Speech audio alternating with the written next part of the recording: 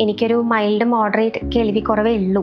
പിന്നീട് കുറച്ച് കാലം കൂടെ കഴിയട്ടെ, കേൾവിക്കുറവ് ഒന്നും കൂടെ എനിക്ക് ബുദ്ധിമുട്ടാവുമ്പോൾ അപ്പോൾ ശ്രവണ സഹായി ഉപയോഗിക്കാം എന്ന് വിചാരിച്ച് മാറ്റി വെക്കുന്ന ഒരുപാട് ആളുകളുണ്ട്.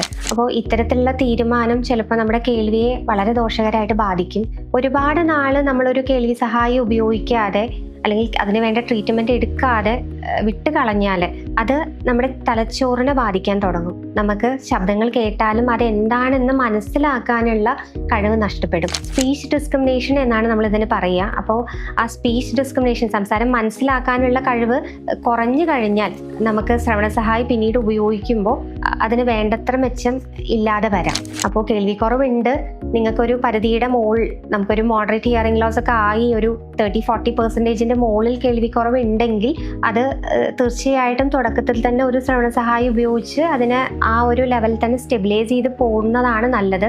ഭാവിയിൽ അത് മാറ്റിവെച്ച് പ്രശ്നം വളരെ കൂടുതലായി നമുക്ക് ആ ഒരു സംസാരം മനസ്സിലാക്കാനുള്ള കഴിവ് നഷ്ടപ്പെട്ട് ശ്രവണ സഹായി പിന്നീട് ഉപയോഗിക്കുമ്പോൾ നമുക്ക് വിചാരിച്ച ഒരു ഗുണം കിട്ടാതെ വരാം.